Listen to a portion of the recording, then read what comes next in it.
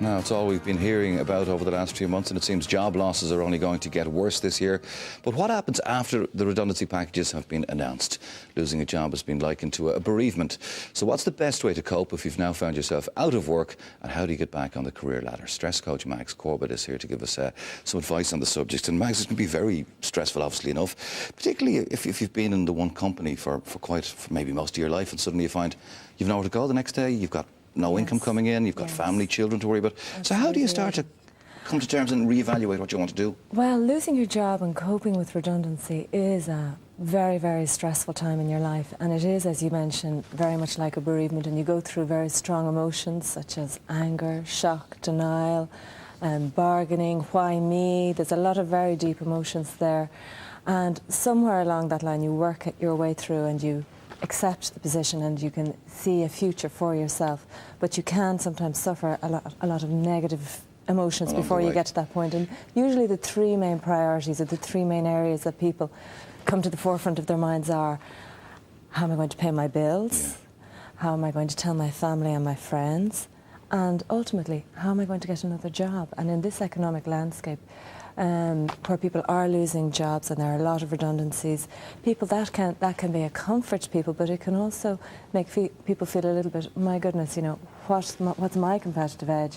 Why me? How am I going to find this new job? So that can be quite frightening for people. I'm saying, would you come across many situations where somebody's made redundant and they can't tell family and friends, so they continue as if they're going to work in the morning, so they just wander around town or something? That's a very common response. People just find it very hard to broach the subject. They might prefer to carry on as normal, go out with the suitcase, go out in the suit, get dressed, but that actually adds to their stress. So the best thing for people coping or facing this situation is to take stock. It's not the end of the world.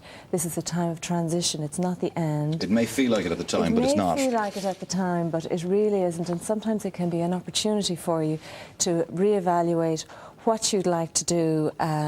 Attitude, as we see up there, is all important, as with everything. You need to be positive, focused. Very important to be positive, and it really sets the scene for how you cope with this. And it is normal to feel a certain amount of fear, a certain amount of loss of control. All of those feelings are normal. So if you know you are feeling those things right now, you know, not to be overly concerned with them.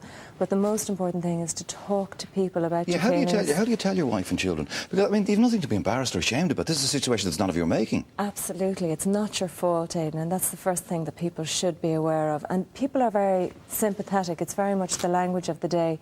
In the run-up to Christmas, there were a lot of people working in things such as car dealerships, working in banks, even in solicitors' practices, in the service industries, a lot of businesses that would have been around for about 20 years having to shut up shop.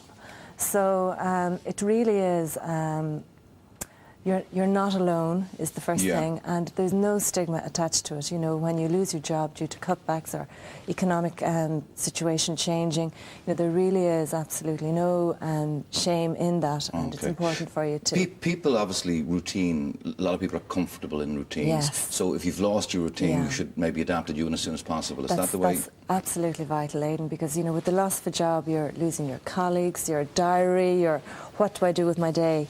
So finding, taking a little bit, what I would suggest to people is to nearly take a little bit of time out initially, not to go straight into finding a new job, and to adopt a new routine involving your family and your friends, surrounding yourself with upbeat, uplifting people, and getting an overall strategy for your job search or your new job search. What about then, obviously money can be an issue, but you've got to think that out and talk to people, and there are various payments available for social welfare, which everyone's entitled to once you've paid your stamp. Absolutely, Aidan, and I noticed on one of your earlier slots with Jill Kirby, she mentioned in the run-up to Christmas and planning your finances, you know, look at your overall expense, and the biggest expense for most people is their mortgage.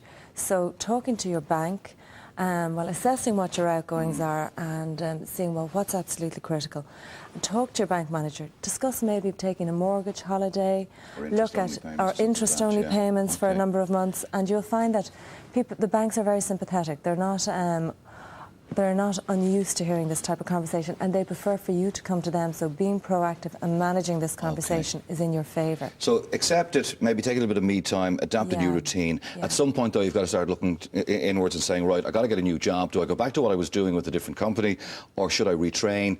What steps should you take, and particularly going into the interview market again? Yes, well, as you mentioned, if you've been in a job for a number of years, it can be very daunting to have to think about, right, how do I put together a me package? What is it that I do? And we tend to take ourselves and our skills for granted. So doing a kind of a stock take of your achievements, of your skills, and moving away maybe from your job title and looking at, you know, what your core competencies are and how can you package those into something that's going to market you to a potential employer in the job place. All right, Max, all important. we're going to leave it there, but stress is one of the big issues. You're a qualified stress controller, is probably not the best way to put it, but you can deal with stress in people's lives and how they can cope, and you have a DVD out at the moment. It's an audio CD to help people cope with the Where can people get that from? ichievement.com. ichievement.com. ichievement.com. All right, there's the details, and there is the CD. Thank you very much, Max.